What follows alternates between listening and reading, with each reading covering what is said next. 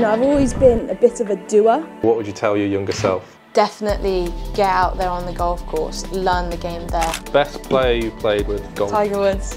What? Huh? What? My first response was the real Tiger Woods, question mark, send. Yeah. Yes! I went to my mum and I said, I'm going to quit. I'm going to stop playing golf. Why do you decide that you want to give up? Hi, I'm Jay Bothroyd, ex-professional footballer. And I'm Trey Niven. This is OuttaBoundz. Today's guest, super special guest. We've got former LET superstar, now TV personality. This is a banging episode and you're gonna love it. Stick around, stay tuned and enjoy the show. Obviously we've kind of met up and stuff in LA earlier on the year, didn't we? So we were all together. Inci was a bit like, with Adidas. She was a bit stush at the beginning, innit? She was a bit like, I don't know who these guys are. To be fair, I met you in the elevator and you're like, who are you? And I said, I don't know, who are you? I said, I'm Inci. And he was like, no, what's your real name? And I said, Inci. He was like, I like Inci because I lived in Japan for however many years. And then that sticks now, that was doesn't the it? intro. Like, it sticks. Yeah, always Inci. My phone is Inci, everything. And also, you wore a yellow hoodie like every single day. You didn't have any other outfits. So. You had to cut that. It was his fault actually, because I said, what's the weather? And he sent me the picture of the weather forecast and I see like 25 degrees and all this kind of stuff. So I was like, oh, okay. Got there and it was like, what was it, like 11 and... Yeah, it was awkward though, it was a bit of everything. Like, it was hot, cold and... The daytime was warm, but then it just like got cold, didn't it? Well, listen, also we can't neglect Simba. Oh, special guest. This is special guest. Simba's here chilling, 4 years old. This is wrong, by the way. I don't know why he's on that side. It is my dog, by the way. He's a show over here. Every show he's in. Look, we're same colour. He's got the Donald Trump comb over look. Anyway, yeah, great to have you on. Obviously, we touched on it a little bit over in LA, like your kind of journey into golf. So I'd love to hear about your journey into golf, kind of where it all started for you, how you got into the game, because you do a lot in golf now. You've played now media and all sorts from a young age as well. So I think that, for me, is where I'd love to start and just hear a bit more about your story, really. Yeah, I mean, I picked up a club for the first time when I was about 4. Yeah. And only child / favourite child. And my mum brought me up on her own. And so I think, she was pretty busy working all the time. And so, one way to keep me busy was to introduce me to as many activities as possible. So I grew up playing 4 instruments and every sport you could imagine. And just, golf was just one of those sports within that category. And so it wasn't anything special. I wasn't like Tiger Woods where when I started walking, I was forced to be a golfer. And also I've got a Korean mother who's got, they've got reputations of being quite hard-hitting and very pushy, but my mum was never, ever pushy. She was always incredibly supportive. She's my #1 fan.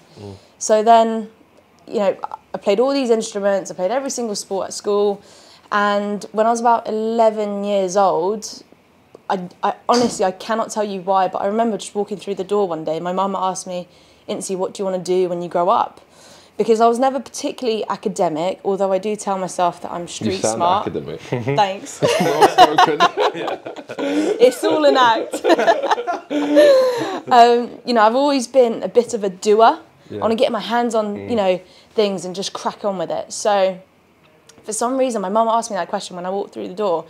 And I said, I want to be a golfer, which is bizarre because we never watched golf on TV. I didn't have any golfing role models. But for some reason, and I still struggle to answer this right now, I just chose that sport. And it's one of those things, I think it's my personality trait where I do get quite obsessive. I am a perfectionist, and golf is kind of the perfect sport for that. Yeah. Equally, it's like the worst possible trait because golf is absolutely not a game of perfect. Yeah. So as soon as I committed to something, I just gave it 100%. But because of my mum's background, she's never played golf in her life. She didn't really know how to guide me through the sport. And so I think one thing that she did really well was actually surround me with great individuals because, and it's also easier to reflect things when you're a bit more of an adult. I'm still growing. But, you know, in reflection, my mum understood her strengths and weaknesses, and she knew exactly what she couldn't provide, which is where she found those individuals and kind of dotted them around me like pillars almost, and they were my kind of fallback, or they were my go-to people to ask for advice. And, you know, like a really close family friend of mine, he's like a father figure. He helped me through secondary school, like picking the right school for me. Also applying for a scholarship program at Wellington College, which is a public school. You know, it's kind of in the same hierarchy as Eton, which is another story in itself, but I didn't really fit in. Eton? Yeah, it's not Eton, but it's like Eton. Yeah. And so I kind of, you know, it's thanks to all these individuals that allowed me to just poke my finger in all these little things, right? Yeah. So then, you know, after I chose golf, I gave it 100%. I whacked golf balls every weekend. My mum gave me 20 quid, which was a lot back then. Yeah. And I was obsessed with hitting as many golf balls as hard as I could. So then I see you in LA. Yeah. I see you in LA hitting some serious bombs. Yeah. That's what Tiger said to me once. And so, yeah, so then I went to the pro shop, and I still give the head pro stick to this day. He charged me £1 a bucket. So I'd spend £19 on balls. And then that final pound, yeah, every weekend. And that final pound was for toasted tea cakes. Oh, like, really? it was my favourite thing to eat. So, and I think that's just where kind of my talent blossomed. Yeah. And, you know, won a lot of the club stuff, county stuff, then kind of South regional stuff, and then national stuff. Obviously, we spoke when we was in LA. Yeah. You know, we went around together. Team Europe won. We was a catalyst. Yes. But yeah, we spoke about your upbringing and stuff as well, and we spoke about helping the younger generation as well, like guiding them, mentoring them. And for me, I came from a poor background, but golf is deemed like a middle class sport.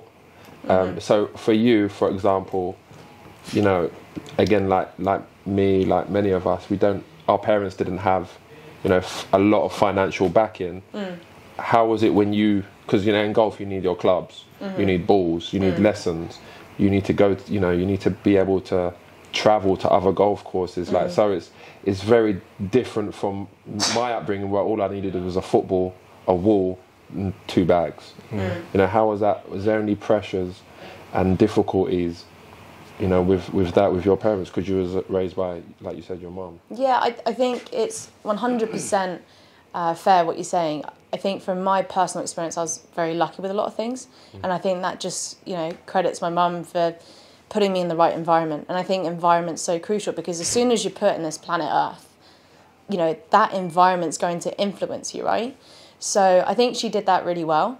But in terms of kind of accessibility to golf, yes, it is an expensive sport. My first set of golf clubs, my mum sold a few of her jewellery to buy me that, basically. That's amazing. And I remember it was my first day at secondary school. I was in year 7.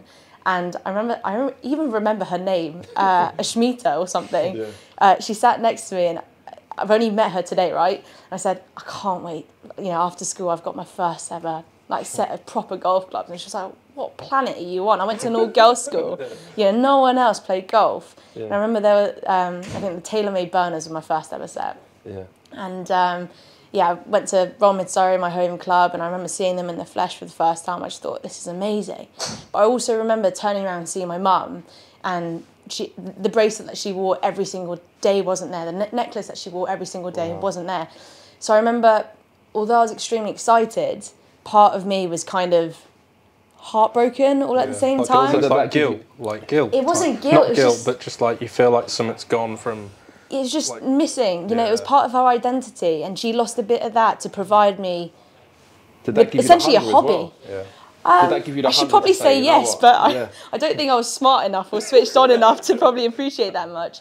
But no, I definitely remember feeling a certain way over it, and I just thought, okay, well, I'm lucky I've got here, and I've, you know, earned my first set of clubs, and yeah, probably indirectly made me very determined. But I think that determination was always there, just because of, you know, my mum's background and what she went through. And, you know, I've just come back from Korea, And although my mum and I have kind of spoken a lot about her upbringing, I've never really quite seen it in the flesh.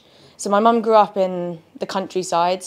Her parents passed away when she was 13 and 14, so she had no parents. She was the youngest of 8. Wow. And what I noticed and learnt from going there, like literally like a week and a bit ago, I realised it must be so incredibly difficult to dream. You know, they didn't have any access to TV, or they didn't have any role models in their lives. They were just farmers, you know. So to see kind of where my mum's come from, and essentially she was the youngest of 8 as well, so being brought up by her family and kind of getting sent away to Seoul and then London is the kind of final hope.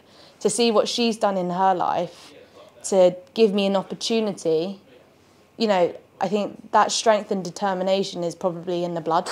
So work ethic as well. Work ethic, exactly. So I just think I'm only half of that, you know. So I just think that kind of determination probably comes from understanding your roots and also having a clear idea on what you want to achieve, because if you don't manifest or if you don't see a future in what you want to do or what you want to be, you probably won't be it, you know. Yeah. So was it the first time she'd seen you kind of working when you was in Korea recently? Yeah. That must have been special though. Yeah, it's crazy. I mean, we've only played one round of golf together, ever.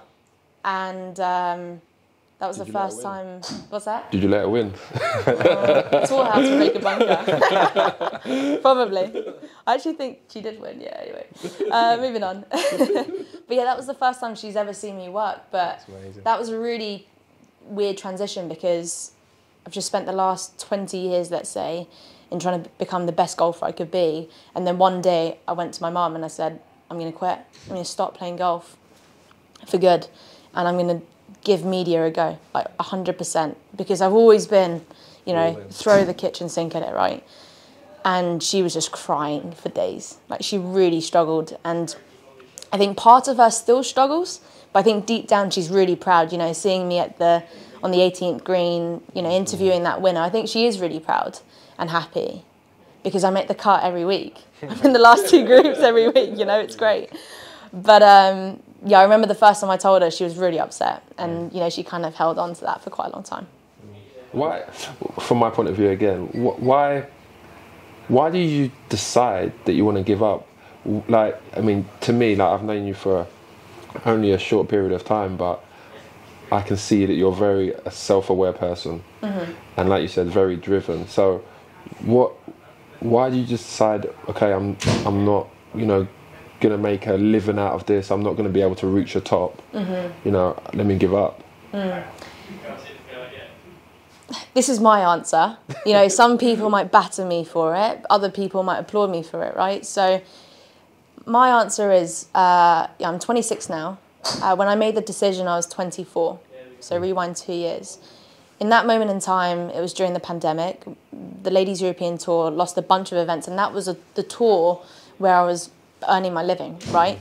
Life just kicked in. My mum wasn't too lucky with her partner and walked away with it with nothing, basically. So we kind of started from scratch. And so you know, this is nothing on her, but I felt a financial pressure in affording rent, and basically just surviving whilst we were losing a bunch of events and I wasn't able to make an income.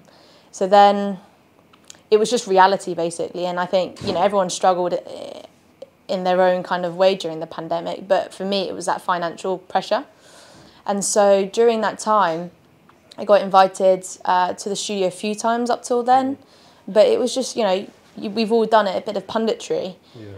And I couldn't believe that they had me back, because I've never watched golf TV before. Haven't you? No, not really? Until then. No, absolutely not. Do you watch golf? Yeah, I do now, because it helps you do your job, doesn't it? Yeah, but I couldn't afford to watch golf on TV. You know, it's that monthly cost of having that subscription and all that sort of stuff. Well, you work for Sky now, so it should be for free, right? I still pay for it. Yeah. We need that hookup. Yeah, so, you know, I didn't really know how to commentate. I didn't know what it meant to be a pundit. You know, I was commentating on PGA Tour pros who I've never seen in the flesh before, so I found that really challenging. And I think we've touched upon this before. And, you know, I didn't really know how to deal with that. So I was shocked when they asked for me back, but they did. So, yeah, at one point, you know, I asked my boss, like, can you offer me a job? And he said, no, you know, you've got no backing, you've got no experience in this. How can I just offer you a job? And I thought, fair point. So I carried on. Kind of where I'm at now. So I just carried on playing for a bit, and, you know, eventually I managed to, you know, I was provided with a full schedule. So that, although it wasn't a contract of some sort, that gave me the confidence in kind of packing the playing in and absolutely devoting myself 100% to media, which is what I wanted to do. It's a harsh reality, isn't it, of a player that's kind of trying to make it, even at a level that you were at, which was quite high, high LET, being able to kind of fund it and go all in on that. But then you've now got a job at Sky, but you're still kind of playing a bit. Like, that's funding that playing side of things, but then you're not practicing because you're doing work elsewhere. So it's like, you weigh it up, and then you've got to almost make that harsh decision, haven't you? That's funny because, you know, me coming from a football background, you get a contract, whether you play or not. How old were you when you had your first contract? My first professional contract was 16. When you were 16? Yeah. Right. So like but there was like something in football at the time called YTS, which is like youth training scheme. Yeah. So for the first year, I was like earning £47 a week, and it was like, that's tough. Yeah. And then at the time we was like get Arsenal tickets. You know, Arsenal were one of the best teams, so we was like £50 for the pair, £100 for the pair. Like, you can't believe it. Yeah, exactly. Depending on the game, like, and then sometimes like Arsenal got to the final and it's like we're selling like 2 tickets for like £1,000 just so we can have more money, because £47, yeah, there's nothing. But in terms of like even the top players, that's why I can understand some of them going to live, because if you get money up front, it's you know, it gives you that security. Whereas in football, it's the same thing, right? As soon as you sign your contract, you don't have to play for 2 years. You're still going to get paid for 2 years. Yeah. Whereas I think the pressure that you guys are talking about, especially you, Inci, is that if you don't play well, you're not getting paid. And you've got overheads, you know, you've got costs, travel costs. You're gambling on yourself. Exactly. So I can understand that pressure must be so difficult. But that comes with the game, though. Yeah. And I think that really moulds you in who you end up becoming in this industry that we're in. And, you know, some players make it. You know, for instance, Korean women are some of the best, well, they are the best golfers in the world. And I actually sat down with the Korean national coach at one of the women's amateur Asia Pacific event, and I asked him, I said, why are the Korean women so good? And he said, because there are just so many of them. And even just coming back from Korea, just going down the high street, there are so many golf shops, a lot of apartments, and don't forget most of the infrastructure of housing anyway, they're all apartments. A lot of these nicer apartments have screen golf, they call it, which is essentially what this is, you know, hitting it into projector and working in your swing. So, you know, the game has grown massively in the country. Do you think that's Tiger Woods, as in Asia? Tiger Woods put it on the map for Asia, right? What do you think? No, I think Seri Park. Really? Yeah, Seri Park, absolutely. She was the first Korean woman to win a million LPGA events. You know, not a million, but a lot of events. And she was the catalyst of inspiring so many in the country. But also, Korea is such a small country, so that kind of domino effect can be extremely dramatic. But you know, I think Tiger Woods, like, when I think about Tiger, because he's a mixed race, obviously he's black and Asian, he just put everything on the map, like as in he put golf on the map. Golf. He put golf on the map, but also like Asia. Like, I didn't really hear of no Asian players growing up. Tiger Woods come out, but then in the golfing world, I felt like he just like made like money come into the game. Like everything started happening because of him. But I think that was, I need to kind of fact check my history here, but I think that was predominantly in the kind of the western side of the world, you know, America, but also Europe. I don't think it hit Asia as much. Yeah. You know, like I said, I need to fact check that, but I don't think so. I believe you. Yeah. Because I don't know how politically correct this is, but I also think that people didn't see Tiger as Asian. Yeah. I think they saw him as a black man. Yeah. So, but I think Asian people see them as Asian, because even now, like when I was living wanted it of that. When I was living in Japan, like you know, what's the tennis player's name? Naomi Osaka. Yeah, love her. She don't speak Japanese. Yeah, but like the Japanese was like, she's Japanese. Yeah. She's one of ours. Like she's all over the magazine, the billboards and everything. And she, So you know, she hasn't grown up in, she hasn't been raised the Asian way. So you know, Asian people will grab onto you if you have a little bit of Asian. For sure. You're theirs. That's a valid point. What's like? Obviously, we got talk about the like financial things earlier with like playing for your paycheck or having it, and obviously live is a huge thing at the minute as well. Might have to be careful of some of the things you say here, but how much of an influence does that have, do you think, on players? And thinking back to your days when you was playing, like if you was kind of in that situation thinking LET, LPGA or Live Women's, like where's your head on that? Like where would you be leaning towards and having that? This question is out of bounds. Where's your spin on that? Oh, that's a tough one. It's a tough one because it's quite controversial, obviously, at the moment. But, you know, we've got to keep it real. If I was a player and they offered me, I mean, how much are we talking here? Like 200 million, guaranteed. I mean, any person in their right mind would probably go for that. In any sport as well, like it's not just golf, right? Like there's players, football players that have like been offered like, I don't know, 50 million a season to go and play in China. They did it. You can't deny that. They walked away from like Oscar, who used to play for Chelsea. He walked away from his prime years at Chelsea, who were a top club at the time, to go and play football in China because it financially benefits him, his family, but generational wealth as well. You can't deny that everyone's got a price, right? So I think if you're talking about it purely from a financial angle, what would you rather? Carry on playing the way you do, where you guaranteed to make less money and at times won't even make anything if you miss the cut? And that's purely down for performance, right? You still got to perform. Whereas on the Live Tour, if you finish last, you still bag $100,000. And that's a lot of money. So that's excluding certain contracts that players have. So I think if you're strictly talking about finances, it's understandable why people would take that offer. However, you've got big names such as Rory McIlroy, Jon Rahm, Justin Thomas. What you're about to say, I don't understand this part. I don't understand how people like Rory, and like, to be honest, Rory's the first golfer I've actually seen up close, and you know he's amazing. He's my favourite golfer now. I can't even lie.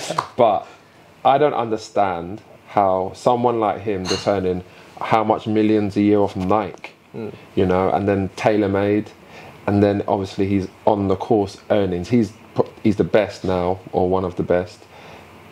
I can't understand why he's got something to say to the players that are not making cuts every week. He's begrudging them going to another tour to earn money. You know, and for me, it gets to a point for every golfer, Father Time, you know, it gets to a point where you're not going to be earning and competing as well as you was in your heyday. How can I still earn money and enjoy the game at the same time? So for me, I just think Live is a great option to have, because when you're not at the peak of your powers, at least you can go somewhere and still compete with good players and earn money. I think it's different horses, of course. Like someone in a position like Rory, obviously he's got lots of money. He doesn't really need to go to Live. He can play for like historical trophies and things like that. But then you've got other players in other situations which do need to go and fall back on something like that, coming towards the end of the career, like Richard Bland's and players like this. But I said to you as well, there's some golfers that don't even like golf. Like there's some footballers don't like football, but they play it because they're good at it. Well, I know a player that's gone over, and I definitely won't name names, but hates golf, but is earning a very good living out of it, you know. So that's a prime example. But what I do want to say is, you know, there's pros and cons with everything, and I think this is, again, my opinion. A great example of this is during the Dubai Desert Classic, when you had Rory in contention, but also Patrick Reed. You've got two golden childs, basically, of each rival league tour.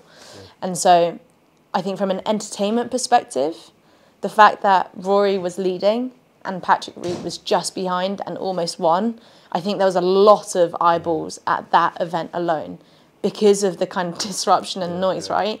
So from an entertainment perspective, because of Live Golf, I think it made it really exciting. I think if that wasn't a thing, it would just be another great event. And you did the interview on that one. Yeah, I was pretty nervous, but I smashed it. But I was saying that I think it would be good to, like, you know, obviously Liv have their tour, and now obviously there's a PGA tour. I think it would be good, like, if they just set up, like, during the season, like PGA against Liv. I think they are, aren't they? That'd be crazy. That would be good, no? That would be, like, really good. I think that would be so entertaining. I think everyone would watch. Yeah, exactly. Everyone would watch that. But you've also got to, I think, what the PGA Tour is a great product which attracts golfers. And I think what Live Golf are trying to do are attract, you know, golfers, but also kind of everyone else. Yeah, I'm not an expert in cricket, but a good way to kind of compare it, in my opinion, is you got 2020, right? You've got the traditional sport, but then you've got 2020 where they, you know, bring the festivals, they bring the music, they bring the booze, and it turns into a bit of a party. I think, you know, Liv's recent event in Adelaide went a little bit out of hand. You know, I think there's a lot of... It's crazy. I want to get on a private jet. I wanted to go to that one. No, but to the point where they've completely, like, damaged the course. Yeah. So, you know, that's terrible. Chats of, you know, members not being able to play for like 2-3 months because they absolutely tore it apart. So, you know, I think I'm a bit of a traditionalist. I love the sport. I love seeing all the best players, you know, play in the same spot. I love the PGA Tour. I love the DP World Tour. You know, I can see what Live Golf are trying to do, and I can understand why they attract a different audience as well. And, you know, I think there's pros and cons with it all. Is that a neutral answer? That's good. I think that was very good. Yeah. I think that was politically correct. I don't think you hurt anyone's feelings there. Challenge? Yeah, let's do the challenge. Time. We'll do challenge. Yeah. Challenge He's just time. settled. So we've got He's sleeping. our lovely channel guest who's going to host the challenge. Leaderboard. Right. Ask who's top. A leaderboard with no numbers, so yeah. Well, we've got Leaderboard. yours truly at the top, Okay. closest to pin. JB, Yeah. J Bothroyd. If you didn't know. Yeah. We've got Chris from Adidas, Ray, Black British Golfers. I know. Joe Cole. Ray. Ray, Black British Golfers. Let's just cover this one up. This is the OuttaBoundz. This is the OuttaBoundz. You never hit the green 3 times. You never hit the green. Got it. Do you fancy yourself? 5 foot Jay got it in there. I mean, how many goes do we get? 3. 3 goes. Did you warm up? I bet you dialed I didn't in before actually, we did even I? went. Be honest, I think I pulled my hamstring the day before. Yeah, right. And I promise, back me up. You did, to be honest. I pulled and I was like thinking, I can't even hit this ball. And then I got there and I had like a couple, and then I was like, okay, let's go. Boom. Second one, I said, I'll take that one. So it's either a 58 or a pitching wedge, is it? Yeah, you can have a few warm-ups since he will let you do that, even though you're a pro and I got no warm-up. Mate, it's science CI. Why did you do that, Jay? I said Inci. That's what he says. Yeah. Okay, we're keeping it at that. I've been going to the gym every day, so I can't really say. Oh my God. I hope you just got us on film. The excuses. So we've got, 9-10 yards of downhill. I'm trying to remember how to play this game now. That's too long, isn't it? Yeah, that's massive. That's That's out of OB. bounds. I think that's a bit of club selection there. What are you hitting? That was a wedge. This is the back foot 58. Here we go. Go This on. is ripped. This is Go straight on, at son. it, isn't it? Yeah. Gone at it, a little hooker. Go on, son. Off the right side of the green. Draw I'm spin. sweating. Oh, Spin back. It's all right, you know. This is good. Oh, wow. Woo! Go in. Oh, no. Come on! That was close. Good. See What does that say? Hold on, Ooh. What is it? Oh, that's 6'11". 6 foot. you got to get closer than that, inches. see? All right, this is the final one. I hate losing, you know that. Is it drawing? Is it drawing? Draw. Oh. Spin. Oh, wow. How good. Oh, my word. Come on, talk dirty to me. That was so good. I need to get a photo with that. 2 Oh, foot God. 4. 2 Thanks for foot having me, 4 by the way. inches. Ready? Oh, my See word. my partner. We're the dream team. We're the dream team. Yes, Simba. Mummy, could you proud? So, bit of part 2 now. So we've heard a little bit about your journey growing up and kind of bit of debate about some other things. I'm quite interested because we're massive on obviously kind of growing the game, introducing more numbers to it, and for a lot of people it looks like, for example, growing the game looks a little bit different for me as it does for, it might do for Jay, as it does for other people. What does that look like for you? Because I know you've spoken a little bit in the past about like women's golf especially, and kind of growing and introducing more people to that. Like, what's your take on kind of why is it unrepresented within different groups of people, especially women as well? Why do you think that is? Well, I think from where the game has gone, well, from where the game has come from to where it is now, I think there's a lot of change that has happened. But in terms of where I would love to see it get to is a whole different story. You know, there's certain things when it comes to dress code that really, you know, does my head in. I was going to say that as You well. know, That annoys me as well. Yeah, you know, I know people who've been rejected from golf clubs because they're wearing black socks or because they haven't tucked their shirt in, they've been asked to do it on the first tee. You know, some traditionalists will kind of stick with that, but you know, for me, I think the most important thing is that everyone feels comfortable in their skin. Yes, they've got to be respectful within their environment, but I'd much rather have someone being comfortable in what they're wearing and, you know, respect the game and hold great integrity and go about the game that way around versus someone dressed perfectly but is an absolute, you had to knob. Yeah. You know, it's funny, I played Beaverbrook on Friday. Fantastic golf club. Cash. Yeah, cash. My friend's a member there. I can't afford it. No, but it was a fantastic experience. And when I got there, actually, I said to the lady, because I was waiting for my friend, he had a meeting, but I said to the lady, I said, what's the rules here? And she said, the first rule is there's no rules. He said, you know your golf etiquette, but we want it to be like, you know, a respectful place to come and play golf, but relaxed at the same time. And I think that's the way golf has to go now. You know, yes, there's a lot of old clubs that are very traditional, but I think it's important now that golf needs to evolve, like the players evolve, like the clubs evolve. You know, the rules need to evolve as well. I mean, still to this day, I'm not going to name the club. I can think of 2 clubs that come into mind, right? I need to leave the premises. I need to leave the building to go to the bathroom. There's no ladies' bathroom. Well, you can tell me later. In the I'll clubhouse. say it. Well, you don't need to be going there, so you're fine. But you know, there's things like that. So you know, punctuality. You know, that's one thing. Dress code is another. But also just accessibility to the sport. You know, there's great venues like this, but also, you know, Putt Putt, Crazy Golf, you can take your first date and have a few drinks. I think they're great ways to introduce the sport to your average Joe, and, you know, who's never played the game before.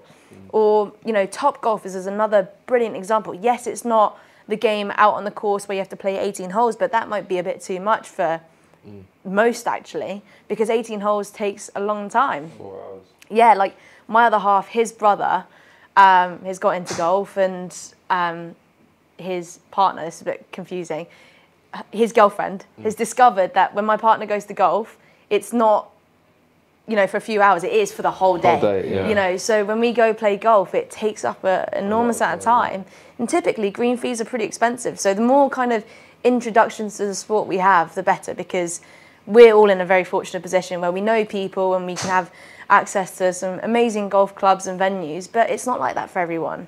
So it's expensive to afford a set of golf clubs, to buy the correct footwear with spikes, to buy yourself a glove, to buy some balls as well, tees. Oh my gosh, the list goes on. I think as well, like, I said this to you, like, I think the better you get as well, you know, you want to start using top of the range balls. You want to start using top of the range clubs. You know, you want to play at the best golf courses, and then it becomes even more expensive. You're starting to get like that. Yeah, I'll be honest with you, I'm starting to get like that. I'm like, where do you go next after Beaverbrook? I don't know. Riviera. Cypress Point. I hope they see this, you know. Invite me. I badly want to come to Cypress Point. No, yeah, that's my dream venue. Oh God. I mean, Trump. I'll be honest, he's an arsehole, but Trump, he can make some golf courses like that. When we played that in LA, I was so it was amazing. It was amazing. It's a little bit too tight for my liking. My game struggled big time. But it was windy that day as well, was it? Was it windy? Trump. Yeah. Did it? Yeah. I thought it was. But we didn't play together. We played together somewhere else, didn't we? Yeah. What's the other one we Las played? Verdes, I think. Yeah, you was unbelievable. That Las one. Verdes. Is it Las Verdes? Yeah, Las Verdes. I can't remember. When we did the match. Yeah, on the coast. Remember the one the I sea. I just remember we won. That's all I remember. Yeah, I was buzzing with that. I was buzzing. Just going off that point as well about like kind of growing it and stuff. I think what our show is definitely about is putting golf in like places, not a golf world, putting it in another world of musicians and like football and places where it shouldn't really be. So I think like that's a huge thing for kind of growing the game. When you mentioned there about dress code, like being able to kind of dress and look a certain way does appeal to more people outside of a golf world. Because it's like, I don't need to put this advert at a golf club, I need to put it at a boxing gym or somewhere like that to help boost numbers and things like that. But even that, like, you know, like when we talk about accessibility for like the younger generation, okay, you might have clubs, but then parents might look at it like, why am I buying you clothes just to play golf in? Yeah. You know, you should be able to go to a golf club, especially when you're young, and, you know, go there in tracksuit bottoms and be able to just, you know, hit balls. I think just the rules, like, for example, I know they won't mind me saying this, but like my golf club, Hadley Wood, I think it was founded in like 1922. So, you know, it's been around a lot of years and it is very traditional, but fair play, they're trying to move things on, they're trying to change the rules. They send out emails a lot of the time asking, you know, what do you think about this? What do you think about that? Should we relax this rule? How do we enforce this? So they're trying to change things, but I think in golf especially, it takes longer to change than other sports. Yeah. For sure. No, I completely agree. It is starting to kind of move in the right direction, but it's just like there's so many, like we mentioned earlier, dinosaurs like at the top, and they just like control a lot of the things that kind of get passed through, like committee members and things like that. It's like for things to change, it's a long process where it shouldn't really be that difficult, should it, to change things? I feel like at the moment it's these clubs like we just, you know, Wentworth, Wisley, Beaverbrook, them clubs that are really expensive to join, but you join and there's just no rules. Yeah. I think when you pay a certain amount, that's kind of what you do. Them rules change quickly, right? It's like overnight, nah, all them rules are out the window. But it just seems that way. But then for others, like, again, like my club, it just takes longer than it really should, because you got to put it to the board. They want to ask the members. But I think we'll get there in the end. No, I completely agree. I think otherwise the sport would die. Yeah. You look at all the other sports, it's definitely getting a lot more vibrant, a lot more entertaining. At the end of the day, entertainment's like the most important thing, right? When we went to the NBA game, the basketball, yeah. Oh, that was wicked. That was a show. You didn't even imagine that, right? Yeah, that loud music. Mental. People don't know the atmosphere at a basketball game until you're there, because on TV there was chicken falling down from the ceiling. I've never seen anything like it. I was just there, like trying to catch him in my mouth. Free chicken. That's right though. Like you go to that, it's a full show, isn't it? Yeah. I say this to people, like in between like quarters and stuff, like there's music on, there's t-shirt cannons, musicians. The kiss camera one as well. Remember the kiss camera? Yeah, kiss camera. The boy went to lean in and she was like that. Yeah. It's so commercialised, isn't it? It's just so different. But that's like tailored to the consumer and the viewer, isn't it? It's like, imagine, I mean, like live things of course, and like the hole at in Arizona as well, like the stadium hole. 16th, yeah. Like that's just like, it's gold, it's good. Not sure how far that'd get like on every single hole, but having something like that on at each event certainly appeals to a few more people, do you think? Yeah, I think you can't have the same thing everywhere you go, right? No. But you look at all these kind of iconic, you know, what you described on the 16th is a great example. Everyone looks forward to that every single year. Yeah. It's the showstopper hole, right? And there's an actual sprint to try and get a seat there. But not every single tournament can do it, but that's dependent on the sponsors, who they are, what they want to represent, what's the key messaging. Therefore, I think every single event can still create its own specialty. Like whatever it is, you know, that's how you stand out. You got to create some sort of excitement, some sort of buzz, something that not only the players but the crowd are going to look forward to, right? And you can, you know, the media have a huge kind of influence in how entertainment is absorbed by the consumer. So therefore, you've got a responsibility of kind of showcasing that, right? Yeah. So, yeah, I think it definitely needs to be a bit more entertaining. And I think that's you're what a fan. 16 pound. Oh yeah, I've never been there, but I want to go. Yeah, you want to get on that job. Yeah. I've got to everyone else out. I've got a question I want to ask you. I get nervous when you say that. No, I've got. It's a very simple one, to be honest, because I know you played at a lot of courses and stuff. I want to know what the best course you've played at is for you. It doesn't have to be the most famous, just the best experience, difficulty, you know, welcoming, like everything overall. For me, it would be St Andrews, old course. My mind originally went America, and then it went to exclusivity. But then I just thought, actually, do you know what? Every time I go to St Andrews, I just have the most incredible time.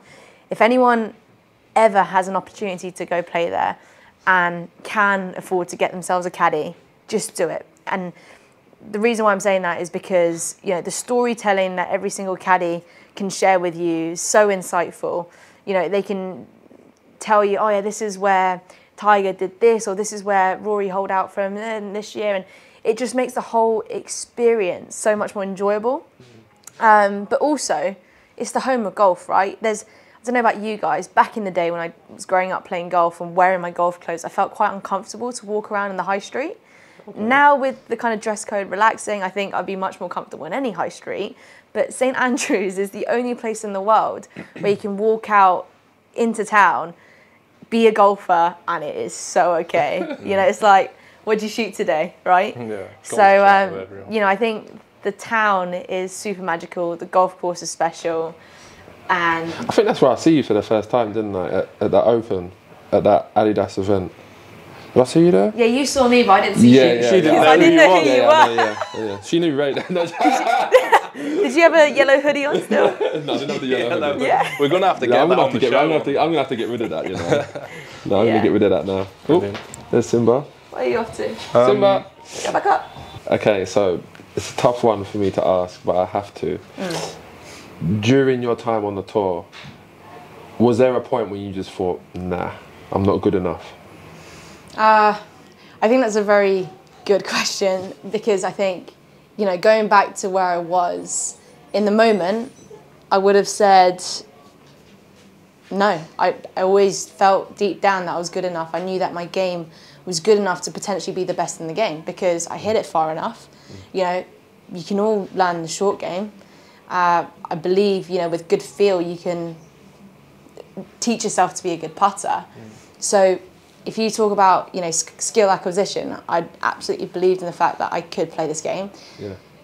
Where I think, you know, where it doesn't kind of hold me up to that is kind of like my mental side. Because life kicked in and, you know, it was important for me to make a living, I started playing golf and I started practicing for the wrong reasons. Yeah. So I think, you know, there's so many talented people out there, but talent alone is definitely not enough. Yeah, of course. So, you know, I say yes for my kind of physical side of the game. I think I had the game, but no, because everyone's talented, everyone can kind of hit a ball. Yeah. But that's just definitely not enough. It's kind of mental as well. In between. They say that in golf is well, that's a big, massive part of the game. It's not just like half of it. It's probably the most part. I think of it, it's right? the majority. Every time you step on a tee, it's playing with you, isn't it? A little bit, especially in events and tournaments. Like with on every shot, your mind's thinking about different things, and it's the hardest thing to control, really. I always think that. I always think, you know, like when you start a competition the first day, you know, that first tee shot could kind of make or break your round. Because if you do like a really bad one, you know, I think mentally it would be, just from my point of view, mentally it would be difficult for me to be like, okay, now I'm like -3, and now I'm chasing the whole time. Whereas if you just, even if you're just, you know, you're doing good shots but you're not scoring, at least you know you're playing well, so you can take positives from it. But if you're just like, you know, I see, Rory even have a breakdown at the Masters, and he hit a ball into someone's back garden, and I was like, man, and you could see that out it of bounds. was out of bounds. Out of bounds, yeah. You could see that it just weighed on him all the way through his round, and it got worse and worse and worse. I don't think he made the cut that year either, but it was, you know, it was really hard. And I think when you're in a sport like golf and it's just you, when that happens to you, it must be so painful. Like in football, I could have a terrible game, but my teammates can bail me out and we can get a win. Yeah. Whereas in golf, it's just you. And I think that's so difficult, and that's the mental part of the game that's different to football. Yeah, no, I agree. And I think in short, to answer your question, yes, I believe that I had the capabilities to potentially be one of the best golfers in the world, but in between the years, absolutely not. It definitely held me back. I had a huge fear of failure as well. So if you're on your own and not in a team. So was it, when you say, sorry, because there's two parts of the mental for me now, is it the mental toughness that can like keep you zoned in, or is it the mental part of the game where you have to plot your way around the course? Which part of the... Well, I learned course management really late. I learned to hit the golf ball first, and then I learned the whole kind of decision-making side a bit later. I think, you know, in short, it was that for me, it was purely the finances. You know, that was what affected my mentality. I was in a situation where if I didn't make it as a golfer, I had no fallback. You know, I had no financial security, nothing, absolutely nothing. So for me, I felt an enormous amount of pressure in not being able to take that risk in trying to be a golfer, because if I don't make cuts, I won't earn a penny. If I don't earn a penny, can't pay the bills. I can't pay the bills. If I can't pay the bills, I've got no one in my family that I can rely on. So for me, it was purely a financial conversation with myself. And I had a timeline. You know, I told you I kind of hung my boots when I was 24. When I was 22, I had a conversation with myself, not literally, because that would be weird. But I said, I'm 22 years old. If I want to make it, I want to make it in the States, because that's where the money's at, and that's where the highest competition's at as well. But for me, at that stage, to do that, it will take me at least 2 years to earn my status if I do. So then I'm 26, which is what I'm now. Okay, now I've made it into the LPGA, let's say, for instance. I'm actually starting my career all over again. You know, now I need to rely on performance to constantly make cuts, to earn finances, but I'm also living away from home. The whole thing is really tough. You know, you've got to really credit people that go away and do that. And I couldn't rely on my performance enough to kind of back myself up and really commit to that. And also, you know, I think you always want what you don't have, and because I was an only child and I grew up with my mum, I always wanted my own family. So if I'm 26 and I'm just starting my career, you know, let's say I want to be a mum at 30, 31, 32, I'm not sure.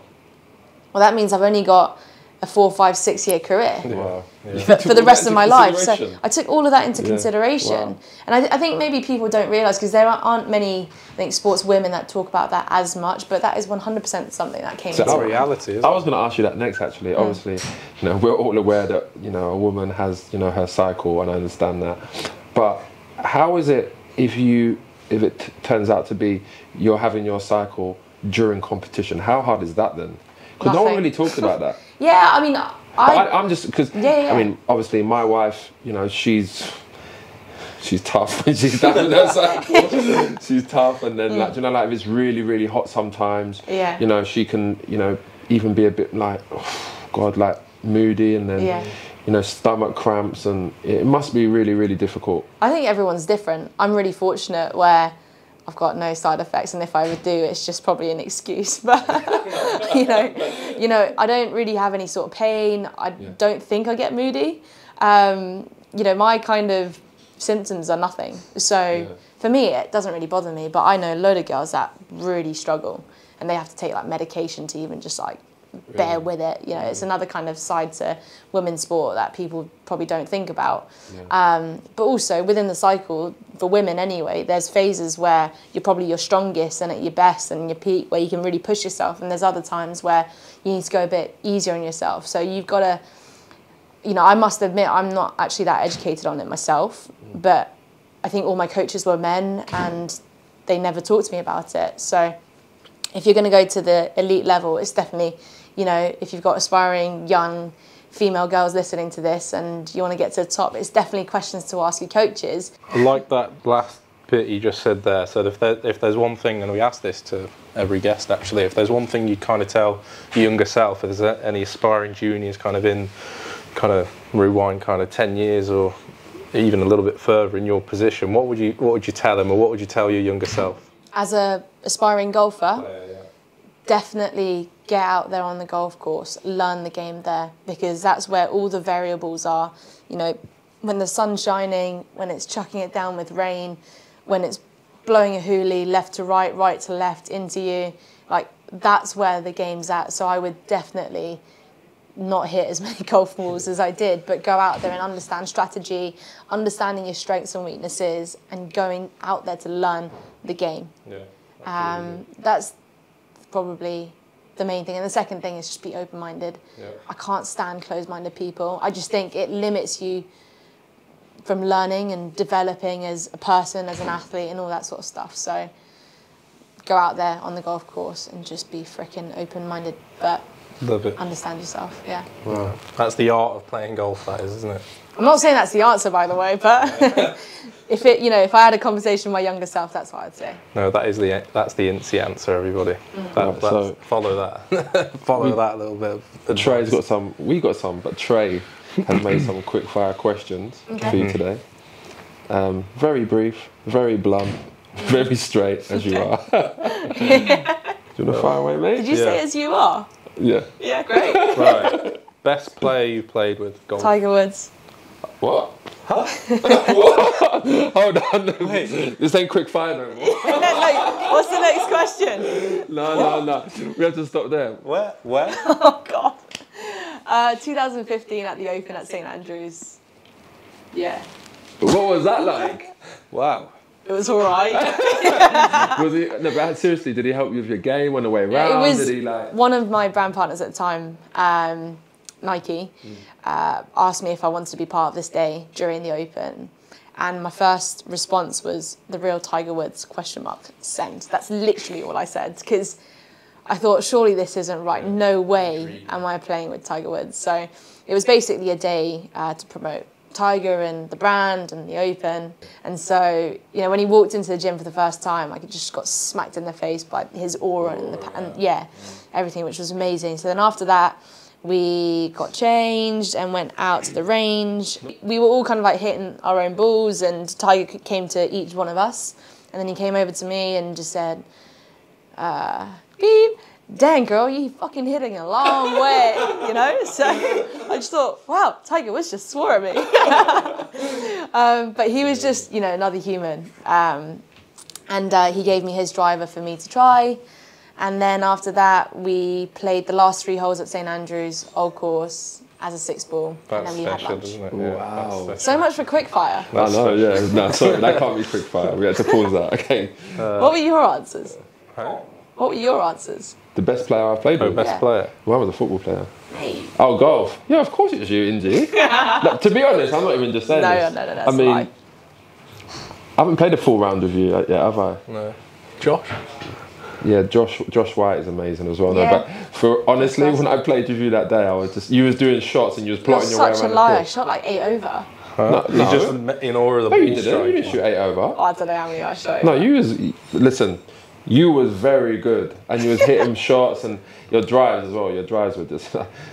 I'm 6'3", and I was hitting good drives that day, and you were just like boom, but consistently straight.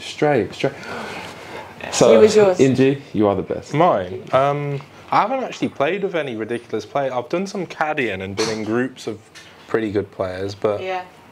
I think ball striking wise, I don't know, just watching. Fleetwood, I think. With Fleetwood in a group caddying. Wasn't caddying for Fleetwood with a friend of mine, but seeing that like ball flight is so still in the air, and it's just everything's just like ridiculous. So the ball's literally just on a string. Just doesn't move. What's your dream 4-ball? 4. I've got to be in there. Dream 4-ball. I think I had an answer for this. It's just gone out the window. I think this isn't very quick. Anything as well. It doesn't have to be golf. Yeah. Anyway, Dead or alive? Yeah. Alive. Tell you what, I think JT would be pretty fun. Justin Thomas. No, Justin Timberlake. Oh. Because he loves golf. He's on about Justin Thomas. JT. The other JT. JT. I think Obama just seems like a wicked bloke. Serena Williams, legend in the women's game. Yeah. I'm just making this up now, and me.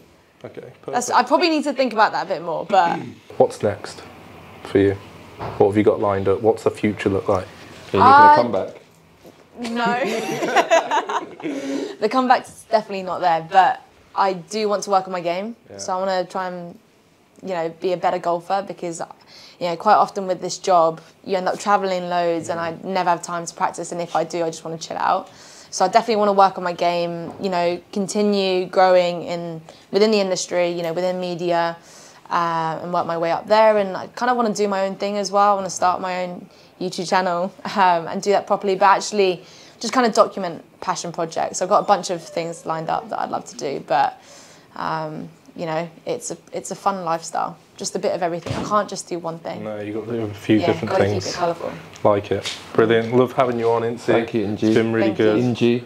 Oh, no, I'm Inci. I'm with the C. Yeah, you're the only person. I'm the only person that says it right. Amazing. But thanks very much. Top of the leaderboard, everyone. Thank you. Top of the leaderboard. Thank you. Thanks very much. Thank you, Inci, for coming in today, sharing your career moments with us. Some of the great players you played with, some of your ups, some of your downs. It's a pleasure to have you here.